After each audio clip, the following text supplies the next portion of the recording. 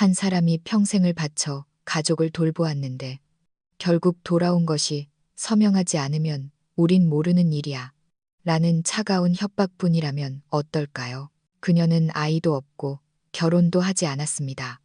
젊은 시절부터 늙어가는 순간까지 가족들에게 그녀는 언제나 당연히 그 자리에 있는 사람이었습니다. 하지만 그녀가 병석에 눕던 그날 약속이라도 한 듯 모든 이들이 본색을 드러냈습니다. 유산이라는 재산 한 덩어리가 피를 나눈 가족을 어디까지 추악하게 만들 수 있을까요? 자신이 가족의 일원이라 믿었지만 사실은 서명만 하면 돈을 뱉어내는 걸어 다니는 현금 인출기에 불과했다는 사실을 깨달았을 때의 비참함은 이루 말할 수 없습니다. 가장 무서운 건 낯선 이의 냉대가 아닙니다. 어릴 때부터 오빠, 이모라 부르며 따랐던 그 사람들이 당신이 가장 약해졌을 때 당신의 모든 것을 내놓으라며 목을 조여오는 현실입니다. 그녀는 어떻게 했을까요? 참았을까요? 아니면 벼랑 끝에서 홀로 반격을 시작했을까요? 판세를 완전히 뒤집어버린 그녀의 방법은 상상을 초월합니다. 그녀의 마지막 선택은 법원조차 할 말을 잃게 만들 만큼 명쾌하고 또 독했습니다. 오늘 우리는 듣고 나면 무릎을 탁 치게 만들지만 한편으론 정말 이렇게까지 해야 했을까? 라고 묻게 되는 한 인생의 진실을 마주하려 합니다. 이건 단순한 가십거리가 아닙니다. 현실이라는 이름의 가장 차가운 칼날에 대한 이야기입니다. 준비되셨다면 시작합니다. 병원 천장은 회색 빛이 감도는 흰색이었다. 균열 하나 없이 매끈했지만 희망이라고는 찾아볼 수 없는 색이었다. 나는 2시간째 그 천장만 멍하니 응시하고 있었다. 목이 돌처럼 굳어 뻣뻣했지만 시선을 돌릴 수가 없었다. 병원의 벽은 너무나 하얗다 못해 시리게 눈부셨고 창문 가림막조차 당신은 이제 바깥 세상에 속하지 않아라고 비웃는 듯했다. 나는 63살, 고향은 대전이다.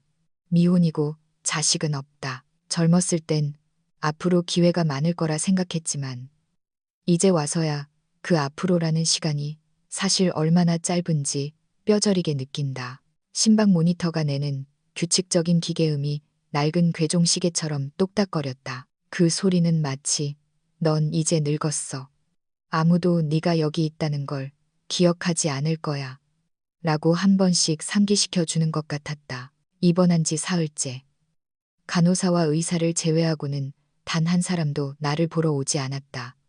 그렇다고 그들을 원망하지는 않는다. 은퇴한 오빠는 늘 자기도 몸이 성치 않다고 입버릇처럼 말했고 올케 언니는 그런 오빠를 수발하느라 바쁘다고 했다. 서울에서 영업직으로 일한다는 조카 녀석은 얼굴 못 본 지 몇 년이나 됐다. 아마 그들의 눈에 나는 그저 조금 더 산다.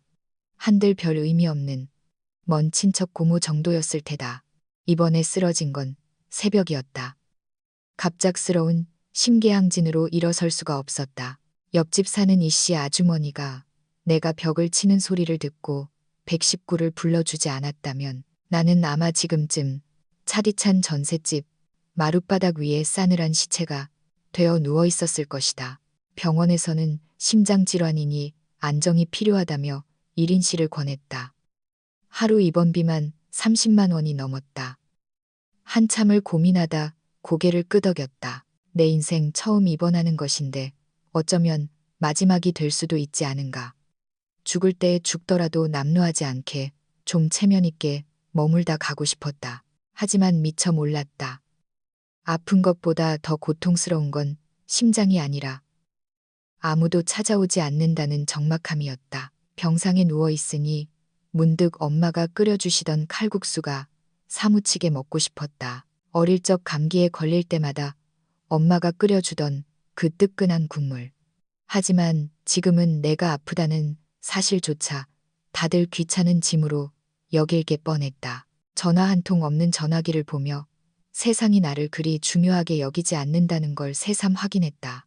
옆 침대, 아니 옆방의 칠순 넘은 김 여사님은 허리가 굽었어도 걸음걸이는 씩씩했다. 낮에는 트로트를 흥얼거리고 밤에는 시사 프로를 보며 욕도 하고 웃기도 하며 활기차게 지냈다. 하지만 그녀의 가장 큰 능력은 가족들을 마치 회전목마처럼 끊임없이 불러들이는 것이었다. 딸이 오고 아들이 과일을 사들고 오고 며느리가 손자까지 데리고 왔다. 그녀의 병실은 매일 잔칫집처럼 시끌벅적했다. 부러운 건 아니었지만 나의 처지와 너무나 대비되어 내가 투명 인간이 된 것 같았다. 점심시간 간호사 미정 씨가 김이 모락모락 나는 흰 죽을 들고 들어왔다. 손을 닦으며 무심코 물었다. 가족분들은요, 어떻게 한 번도 안 오시네요. 나는 멈칫하다 억지로 입꼬리를 올렸다. 아, 다들 서울이랑 경기도 쪽에 있어서요. 멀어서. 그녀는 이해한다는 듯 고개를 끄덕이며 한마디 덧붙였다. 괜찮아요. 요즘은 다들 그래요. 혼자 지내는 게 더 자유롭고 편하죠 뭐. 자유. 나는 그 단어를 입안에서 굴려보았다. 참으로 역설적인 단어였다. 사실 우리 오빠 집은 서울이 아니라 여기서 차로 15분 거리인 유성구에 산다. 조카가 서울에 있어 바쁜 게 아니라 마음이 없는 거라는 말을 차마 할 수 없었다. 아무 맛도 안 나는 흰 죽을 삼켰다. 창밖은 흐렸다. 비바람이 몰아치진 않았지만 내 인생처럼 햇볕 한 줌 들지 않는 날씨였다. 문득 병실 구석에 놓인 내 가방을 쳐다보았다. 그 안에는 책 한 권과 그 사이에 끼워둔 3년 전에 작성한 유언장이 들어 있었다.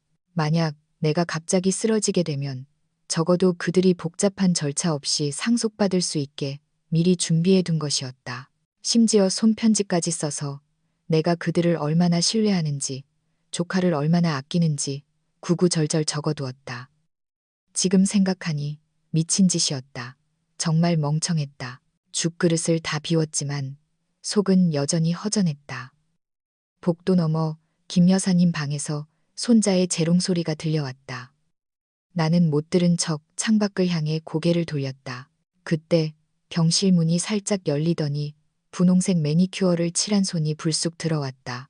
이어 올케 언니 최경자의 목소리가 들렸다. 어머, 아가씨, 병실이 왜 이렇게 조용해요? 심심해서 어떻게 있어? 나는 억지로 몸을 일으켰다. 그녀는 짙은 보라색 패딩 점퍼를 입고 갓 파마한 머리에 진한 향수를 뿌리고 있었다. 그 뒤로 오빠, 김민호가 따라 들어왔다. 여전히 몇 년째 입고 다니는 낡은 베이지색 점퍼 차림에 근엄한 척하는 표정은 여전했다. 그들 손에는 과일 바구니 하나가 들려 있었다. 침대 옆 테이블에 내려놓는데 귤은 내 발 뒤꿈치처럼 쭈글쭈글했고 사과 하나는 멍이 들어 있었다. 오다가 좀 샀어요. 올케는 웃고 있었지만 눈동자는 병실 구석구석을 훑고 있었다. 고마워요, 오빠. 오빠는 의자에 앉으며 한숨을 푹 쉬었다. 혼자서 이런 1인 시를 쓰니 하루에 30만 원이 넘는다던데 이거 너무 낭비 아니냐? 나는 작게 대답했다. 의사 선생님이 심장 때문에 조용히 있어야 한대서요. 저도 시끄러운 건 싫고요. 올케가 말을 가로챘다. 아가씨, 한번 생각해 봐요. 다인실 쓰면 하루에 몇만 원이면 되는데 여긴 한 달이면 거의 1,000만 원 돈이잖아요. 너무 아깝다. 가슴이 답답해졌지만 아무 말도 하지 않고 이불을 끌어올려 무릎을 덮었다. 오빠가 고개를 끄덕이며 거들었다. 그래, 나이 들면 돈 아낄 줄 알아야지. 너 혼자잖아. 남편도 없고 자식도 없는데 나중에 큰 병이라도 생기면 뭘로 버티려고 그래? 돈은 아껴 써야지. 그 말은 마치 압정처럼 가볍게 떨어져 내 심장을 정확히 찔렀다. 하지만 걱정 말아요. 올케가 내 손을 툭툭 치며 묘한 웃음을 지었다. 아가씨 일인데 우리가 당연히 모른 척 안 하죠. 우리가 가장 가까운 가족이잖아요. 솔직히 말해서 아가씨 나중에 늙고 병들면 결국 우리가 돌봐줘야 하는 거 아니겠어요? 마치 내가 감지덕지 해야 한다는 듯한 말투였다. 나는 입꼬리가 떨리는 걸 참으며 물었다. 오빠네 이미 바쁘잖아요. 바쁜데 어떻게 가족까지 챙겨요? 오빠는 짐짓 엄숙한 톤으로 말했다. 바빠도 가족인데 버릴 순 없지. 올케가 입을 삐죽이며 본론을 꺼냈다. 그러니까 말이에요. 우리 생각엔 아가씨가 그 집이랑 예금 같은 거 미리 좀 정리해주면 좋겠어요. 나중에 걱정 안 하게. 알잖아요. 우리 지훈이 아가씨도 친아들처럼 예뻐했잖아요. 나는 아무 말도 하지 않았다. 미리 유언장 써서 지훈이 앞으로 해두면 우리도 마음이 놓이죠. 그래야 나중에 만약에 사태가 생겨도 우리가 뒷수습 깔끔하게 해줄 수 있고. 올케가 말하는 동안 그녀의 입술은 거의 움직이지 않는 것 같은데 목소리는 소름 끼치도록 또렷하게 들렸다. 목에 가시가 걸린 듯 숨이 턱 막혔다. 이 사람들은 내 목숨이 걱정되어 온 게 아니라 내 돈을 계산하러 온 것이었다. 나는 고개를 숙이고 이불을 만지작거리는 척하며 뛰는 심장을 눌렀다. 서랍 속에 넣어둔 그 봉투가 떠올랐다. 3년 전 너무나 자비롭게 썼던 내 자신이 후회스러웠다. 병실 안에는 시계 초침 소리와 기계음만 감돌았다. 내 가슴 속 원망이 새가 되어 튀어나가려 하고 있었다. 올케는 멈추지 않았다. 나랑 민호 씨가 아가씨 돈 욕심나서 그러는 게 아니에요. 사람은 현실적이어야지. 아가씨 갑자기 어떻게 되면 그 돈 다 나라에서 가져갈 텐데 얼마나 아까워요. 설마 기부라도 할 생각은 아니죠. 농담처럼 웃었지만 눈에는 냉기가 서려 있었다. 오빠도 고개를 끄덕였다. 지훈이 나중에 결혼하고 자리 잡으려면 힘들잖아. 내가 걔한테 물려주면 그게 네 노후 대책이기도 한 거야. 나는 조용히 하고 소리를 냈다. 그들은 내가 흔들린다고 생각했는지 눈을 반짝였다. 하지만 나는 천천히 손을 뻗어 침대 옆 서랍장을 열었다. 그곳에는 짙은 남색 편지 봉투가 있었다. 내가 3년 전 모든 것을 정리해 두려고 썼던 유언장. 내 소유의 아파트와 예금의 90%를 조카 김지훈에게 상속한다. 내 장례 비용을 제외한 나머지는. 나는 심지어 친필 편지에 너희가 나를 버리지 않을 거라 믿는다고 썼었다. 그때는 정말로 내가 아프면 그들이 나를 돌봐줄 거라 믿었다. 봉투를 집어든 손끝이 떨렸다. 내가 봉투를 꺼내 그들 앞에서 흔들자 그들의 눈이 전구처럼 환하게 켜졌다. 올케가 벌떡 일어나며 목소리 톤을 높였다. 그거 유언장이에요. 어머, 벌써 써놨었구나. 나는 고개를 끄덕였다. 그럼 얼른 보여줘 봐요. 내용 확인하고 필요하면 공증받으러 가요. 우리가 도와줄게. 올케는 다급해 보였고 오빠도 곁으로 다가왔다. 얼굴에 탐욕과 경멸이 뒤섞인 웃음이 번졌다. 그들은 나를 만만한 호구로, 마음 약한 늙은 시누이로, 결국엔 친척들이 시신을 수습해줘야 할 불쌍한 여자로 보고 있었다. 갑자기 웃음이 터졌다. 목구멍 깊은 곳에서 증기처럼 뿜어져 나오는 웃음이었다. 하하, 하하, 올케가 멍하니 나를 쳐다봤다. 왜 웃어요? 나는 유언장을 양손에 쥐고 천천히 첫 번째 찢어발김을 시작했다. 찍, 지금 뭐 하는 거야? 미쳤어. 올케의 목소리가 찢어지게 울렸다. 진정해. 너 지금 제정신이야. 오빠도 소리쳤다. 이건 법정 문서라고. 나는 대꾸하지 않았다. 웃으면서 계속 찢었다. 종이가 찢겨나가는 소리가 경쾌했다. 반으로 또 반으로 잘게 찢어 허공에 뿌렸다. 종이 조각들이 병실 안의 눈처럼. 하지만 눈보다 더 차갑게 흩날렸다. 내 돈을 원해? 멍해진 그들의 얼굴을 보며 목소리를 낮게 깔았다. 꿈깨. 올케가 달려들려 하자 오빠가 황급히 그녀를 잡았다. 나는 그들을 노려보았다. 목이 아프고 가슴이 뛰었지만 태어나서 처음으로 진짜 살아있는 기분이 들었다. 미쳤구나. 네 유언장을 네가 찢어? 올케는 얼굴이 불그락푸르락해져서 소리 질렀다. 당신 진정해. 오빠가 의료기기를 건드릴까봐 그녀를 말렸다. 너 이렇게 막무가내로 굴면 나중에 아플 때 누가 널 챙길 것 같아. 결국 우리가 뒤치다꺼리 해야 한다고. 너 혼자 죽는 거 안 무서워? 나는 천천히 몸을 똑바로 세우고 두 사람을 응시했다. 오빠의 얼굴은 터질 듯 붉었고 올케는 분을 못 이겨 핸드백 끈을 꽉 쥐고 있었다. 나 60평생 살면서 너희한테 돈 10원 한 장 빚진 적 없어. 내 목소리는 높지 않았지만 단단했다. 오히려 너희가 나한테 빚진 게 얼마지? 그들은 말문이 막힌 듯 했으나 눈동자는 쉴 새 없이 굴러갔다. 전곡을 찔린 사람들의 표정이었다. 나는 문을 가리켰다. 나가.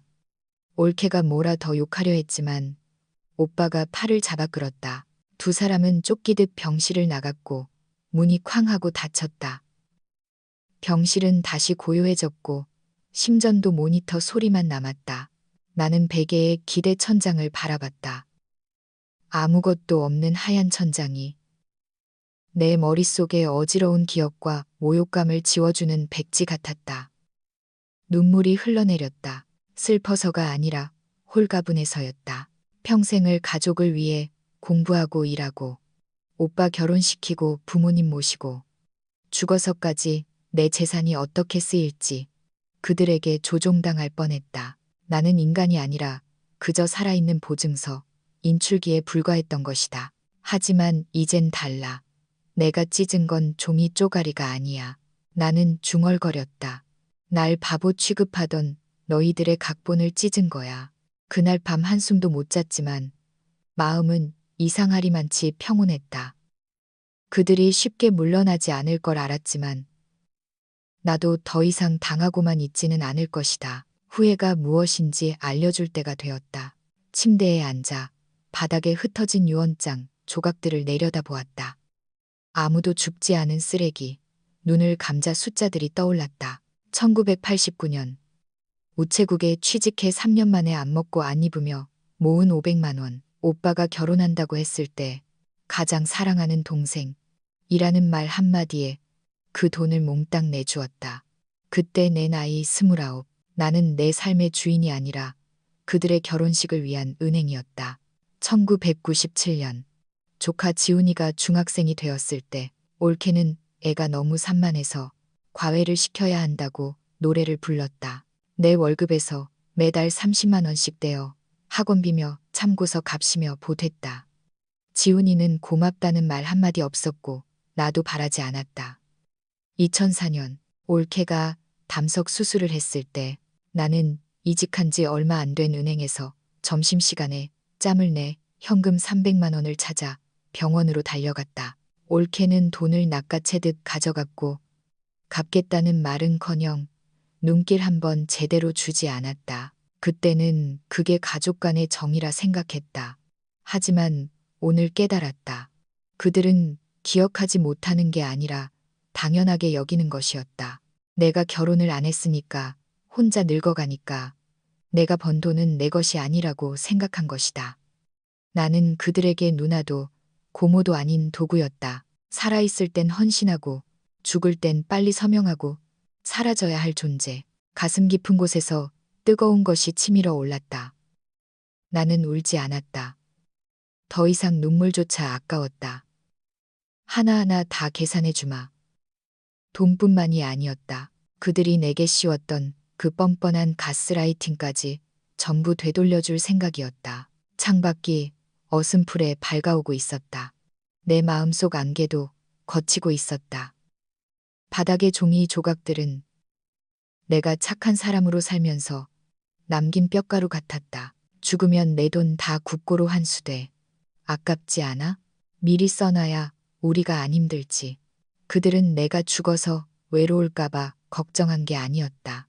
내가 너무 갑자기 죽어서 유언장에 도장을 찍지 못하고 죽을까봐 그게 두려웠던 것이다. 만약 내가 이 침대에서 숨을 거둔다면 누가 가장 먼저 우리 집에 달려갈까? 올케일 것이다. 예비 열쇠로 문을 따고 들어와 통장, 집문서, 그리고 자기 아들 몫으로 남겨둔 유언장을 찾으려고 온 집안을 뒤질 것이다. 그러고는 곡소리를 내며 연기하겠지. 아이고 우리 불쌍한 아가씨. 평생 외롭게 살더니 조카한테 다 물려주고 갔네. 소름 끼치게 생생한 상상이었다. 나는 차가운 웃음을 흘렸다. 이제야 껍데기를 벗어던지고 내 안에 단단한 알맹이를 만난 기분이었다. 그들은 내가 아픈 걸 두려워한 게 아니다. 내가 너무 빨리, 깔끔하게 그들에게 한 푼도 안 남기고 죽을까봐 두려워한 것이다. 절대 너희 뜻대로는 안 돼. 그때 전화벨이 울렸다. 발신자는 올케. 심장이 쿵쿵 뛰었지만 망설임 끝에 통화 버튼을 눌렀다. 너 머리가 어떻게 된 거 아니니? 받자마자 날카로운 목소리가 고막을 찔렀다. 병실에서 유원장을 찢어. 내가 지금 무슨 짓을 하는지 알기나 해? 나는 대꾸하지 않았다. 내가 정신과라도 불러줘? 너 지금 정서 불안이야. 그거 정상이 아니라고. 그녀는 정신과라는 단어에 힘을 주었다. 나를 미친 사람으로 몰아가려는 수작이었다. 수화기 너머로 도마에 칼질하는 소리가 들렸다. 그녀는 흥분하면 요리를 하는 버릇이 있다. 이어 오빠 목소리가 들렸다. 정말 실망이다, 영수가. 우리가 내 유일한 피부치인데 우릴 뭘로 보는 거야? 드디어 내가 입을 열었다. 오빠네야말로 날 뭘로 보는 건데? 우리가 너한테 뭘 어쨌다고 그래? 너 결혼 안 한다고 했을 때도 우린 아무 말 안 했어. 너 혼자라도 우린 가족으로 인정해줬잖아. 그래서 그 대가로 내가 집을 조카한테 줘야 해? 내가 되물었다. 올케가 끼어들었다. 목소리가 거래를 제안하는 장사꾼 같았다. 아니, 우리도 널 돌봐줄 동기부여가 있어야 할 거 아냐. 세상에 공짜가 어딨어. 돈을 줘야 가족 노릇을 하겠다는 거네. 말 그렇게 함부로 하지 마. 오빠가 소리쳤다. 다 널 위해서야. 너 아프지 않았으면 우리도 바빠서 너 신경 쓸 시간 없었어. 고맙네. 날 보러 온 게 아니라 관리하러 온 거라는 걸 확인시켜줘서. 내 말에 잠시 정적이 흘렀다. 올케가 차갑게 말했다. 지금 네가 제정신일 때 말해두는데 나중에 진짜 치매라도 걸려서 서명도 못하게 되면 그땐 국물도 없어. 어디 두고 봐. 내 돈, 내 목숨이야. 너희가 이래라 저래라 할 자격 없어. 후회할 거야, 김영숙. 그녀의 목소리가 낮게 깔렸다. 나중에 울면서 우리한테 빌지나 마. 우린 뭐 그 집이 탐나서 그러는 줄 아나? 네가 불쌍해서 그러는 거지. 나는 전화를 끊어버렸다. 손바닥이 땀으로 흥건했지만 뼛속까지 시원했다. 이 통화로 그들의 마지막 위선까지 다 벗겨졌다. 협박. 그건 관심이 아니라 협박이었다. 하지만 두렵지 않았다. 나는 눈을 감고 생각했다. 너희가 놀고 싶다면 끝까지 놀아주마. 다음 날 아침, 간호사 미정 씨가 아침 식사를 가져오며 말했다. 이모님, 오늘 얼굴이 확 피셨는데요. 젊어지신 것 같아요. 나는 웃었다. 그래요? 살고 싶어졌거든요. 고구마 죽과 삶은 달걀. 따뜻한 김이 피어올랐다. 어제는 머리가 무겁다더니 정말 괜찮으세요? 네. 버려야 할 것들을 다 버렸더니 가벼워졌어요. 나쁜 기분이요? 그렇죠. 그리고 나쁜 사람들, 헛된 믿음 같은 거요. 미정 씨는 이해 못한 눈치였지만 더 묻지 않고 나갔다. 나는 죽을 한 숟가락 떠먹었다. 슴슴하지만 속이 편안했다. 그리고 계획을 세우기 시작했다. 변호사를 찾아 유언장을 다시 작성할 것이다. 이번엔 그들을 안심시키기 위해서가 아니라 나를 지키기 위해서다. 집문서, 도장, 통장, 옷장 깊숙이 박해둔 모든 것을 꺼내 비밀번호가 걸린 금고나 은행 대여금고로 옮길 것이다. 그리고 지난 수십 년간 오빠네 가족에게 들어간 돈을 10원 단위까지 찾아내 기록할 것이다.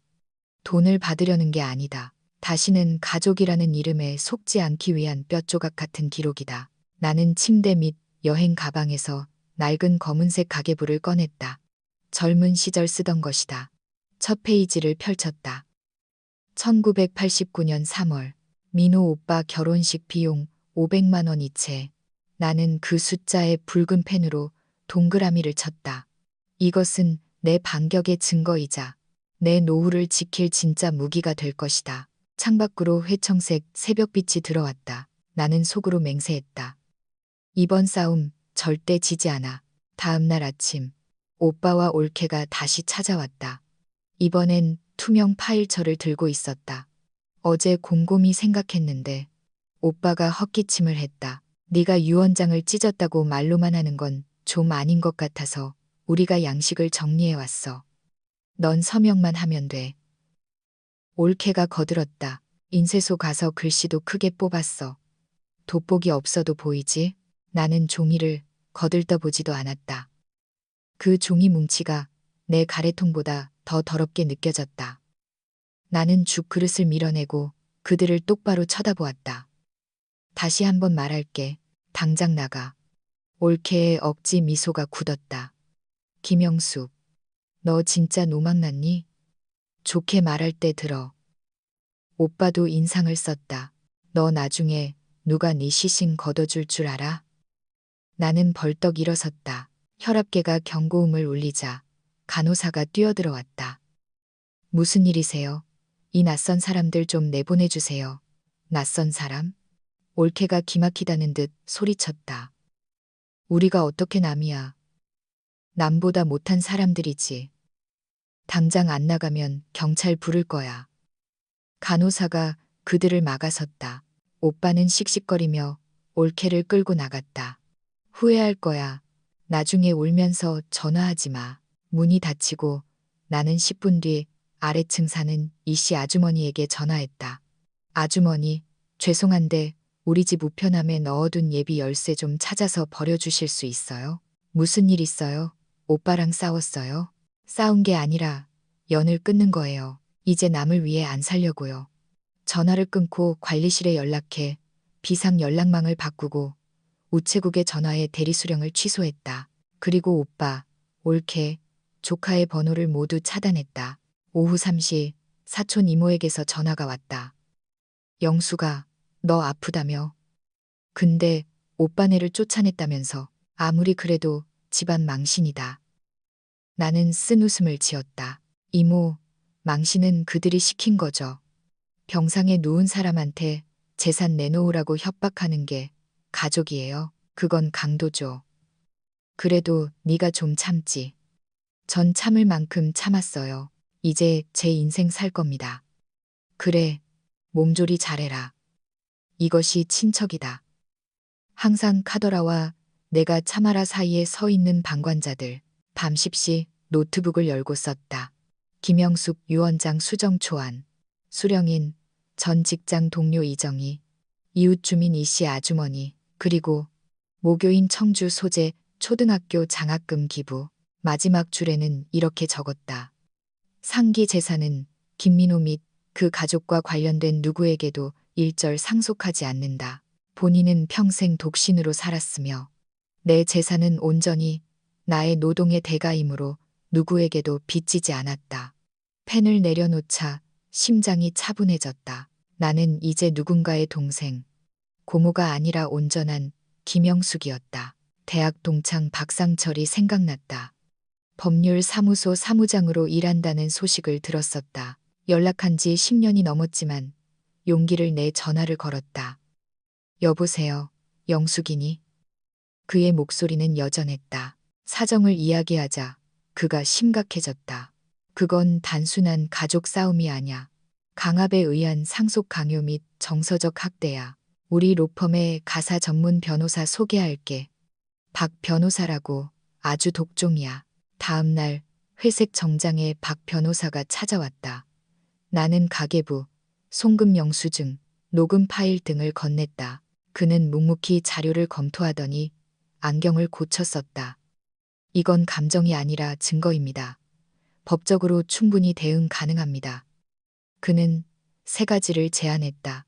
공증인을 대동한 유언장 제작성 및 영상 녹화, 모든 자산의 신탁 설정, 가족들이 손대지 못하게, 접근 금지 및 명예훼손에 대한 내용 증명, 발송. 그들은 가족이 아니라 유산을 노리는 사냥꾼입니다. 박 변호사의 말은 날카로웠지만 든든했다. 유언장에서 가장 중요한 건 누가 받느냐가 아니라 당신의 의지가 얼마나 명확한가입니다. 그날부터 반격이 시작되었다. 오전 일찍 먼 친척 조카에게서 전화가 왔다. 고모, 괜찮으세요? 올케 언니가 고모 정신이 좀 이상해졌다고. 올케가 나를 미친 사람으로 소문내고 있었다. 병실에서 유언장을 찍고 난동을 부렸다고, 치매기가 있다고. 가슴이 꽉 막혔다. 돈을 못 뺐으니 이제 내 명예를 짓밟으려는 것이다. 사회적으로 매장해서 내 말이 효력이 없게 만들려는 수작이다. 복도에서 간호사들이 수군거리는 소리도 들렸다. 저 환자분이 가족 쫓아낸 그분이래. 하지만 나는 무너지지 않았다. 녹음기를 켰다. 2023년 2월 25일 최경자의 허위사실 유포 내역. 기록. 나는 모든 통화, 모든 뒷담화를 기록했다. 다음 날 박 변호사가 내용 증명 3통을 가져왔다. 하나는 올케 최경자, 하나는 소문을 퍼뜨린 먼 친척, 하나는 병원에서 떠들던 사촌 이모에게.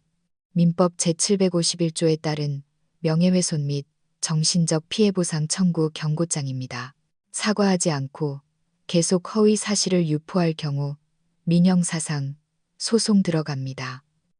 팩스가 전송되는 소리가 마치 복수의 신호탄 같았다. 퇴원하던 날 하늘은 흐렸지만 나는 어느 때보다 단단해져 있었다. 간호사 미정 씨가 배웅하며 말했다. 이모님, 처음 오셨을 때보다 훨씬 강해 보이세요. 네, 이제 가시가 좀 돋았거든요. 집에 돌아오자마자 낡은 서랍장에서 옛날 수첩들을 꺼냈다. 1998년 4월 지훈이 컴퓨터 구매 150만 원. 2007년 오빠네 욕실 수리비 200만 원. 나는 이 모든 것을 엑셀로 정리했다. 이것은 추억이 아니라 채무장부다. 보험 수익자도 조카 김지훈에서 본인으로 변경했다.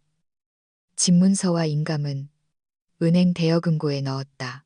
유언장을 다시 정리했다. 이웃이 씨, 아주머니에게 현금 300만 원, 반찬 챙겨주고 병원 갈 때 도와준 보담, 전 동료 이정희에게 1억만 원, 나머지 전 재산 아파트 포함은 모교 장학재단에 기부. 며칠 뒤 박 변호사에게서 연락이 왔다. 내용 증명 봤더니 다들 조용해졌습니다. 겁먹은 거죠. 하지만 동네 분위기가 심상치 않았다. 아파트 입구 정자에 모여있던 아주머니들이 나를 보자 입을 다물었다. 저 할망구야. 오빠네 고소하겠다고 난리친. 독하다 독해. 늙어서 저러면 누가 거들떠봐. 올케가 동네 여론전을 펼친 모양이었다. 나는 피하지 않았다. 며칠 뒤 음료수와 과자를 사들고 정자로 나갔다. 아무도 거들떠보지 않았지만 나는 꿋꿋이 앉아 말했다. 다들 제 얘기하시는 거 알아요. 오해하시는 것 같아 제 입으로 말씀드릴게요. 사람들의 시선이 쏠렸다. 제가 병원에 입원해 있는데 오빠랑 올케가 와서 유언장에 도장 찍으라고 강요했어요. 1인실 입원비 아깝다고 빨리 죽으라는 식으로 말하더군요. 저는 미친 게 아니라 더 이상 호구 잡히기 싫어서 정신 차린 겁니다. 정적 속에 한 아주머니가 물었다. 진짜요? 세상에. 나는 담담하게 뉴스 브리핑하듯 사실만 말했다. 그날 이후로 나를 향한 수군거림은 오빠네를 향한 비난으로 바뀌었다. 어느 날 오전 도어락 소리가 들렸다. 삐삐삐 문이 열리고 올케와 조카 지훈이가 들어왔다. 예비 열쇠를 아직도 갖고 있었던 것이다. 고모, 계세요? 뻔뻔한 얼굴들. 나는 차갑게 말했다. 남의 집에 허락도 없이 들어오는 건 주거침입죄야. 지훈이가 코웃음을 쳤다. 가족끼리 무슨 주거침입이에요. 고모, 내용 증명 보냈다면서요.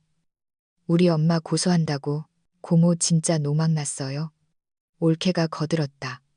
아가씨, 좋게 말할 때 취하해요. 그리고 이 집, 우리가 수리도 해주고 관리도 해줬는데 우리 지분도 있는 거 알죠? 나는 서랍에서 장부를 꺼내 던졌다. 2007년 욕실 수리비. 내 통장에서 나갔어. 너희는 입만 댔고 돈은 내가 냈지. 증거 다 있어. 그들이 멈칫했다. 나는 소파 옆 녹음기를 가리켰다. 지금 너희가 한 말, 그리고 병실에서 한 협박, 다 녹음되어 있어. 한 번만 더 찾아오거나 헛소문 내면 이거 법원이랑 방송국, 인터넷에 다 뿌릴 거야. 전 국민한테 망신당하고 싶으면 계속해봐. 지훈이의 얼굴이 하얗게 질렸다. 올케는 입을 뻐끔거렸다. 나가. 그리고 다시는 오지 마. 그들은 도망치듯 나갔다. 나는 즉시 도어락 비밀번호를 바꾸고 문에 경고문을 붙였다.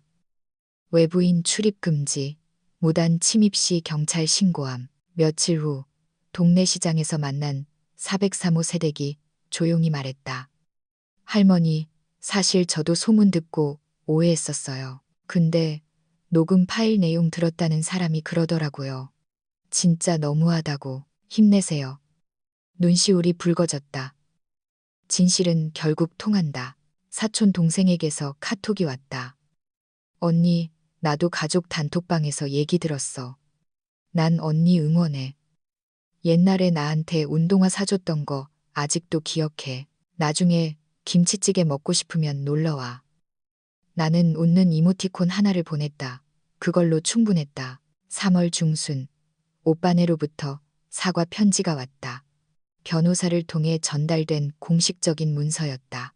본인은 김영숙님께 행한 부적절한 언행에 대해 사과드리며 진심이라곤 느껴지지 않는 건조한 문장이었지만 그것은 그들의 항복 선언이었다. 나는 라이터로 편지를 태웠다. 불꽃이 종이를 삼키는 모습을 보며 내 묵은 체증도 함께 타오르는 걸 느꼈다. 봄이 왔다. 나는 현관 앞에 낡은 등나무 의자를 내놓고 앉았다. 따스한 햇볕이 좋았다. 지나가던 꼬마가 자전거를 멈추고 물었다. 할머니, 선생님이었어요? 우리 엄마가 할머니 말씀하시는 게 엄청 똑부러진대요. 나는 웃으며 대답했다. 선생님은 아니지만 이제야 내 목소리를 찾았단다. 이름이 뭐예요? 김영숙. 꽃뿌리 영의 맑을 숲. 이름 예쁘다. 일주일 뒤 모교에서 장학금 설립 통지서가 왔다. 김영숙 장학금 설립 안내. 본교 졸업생 김영숙 여사의 뜻을 기려. 내 이름 세 글자가 선명하게 박혀 있었다.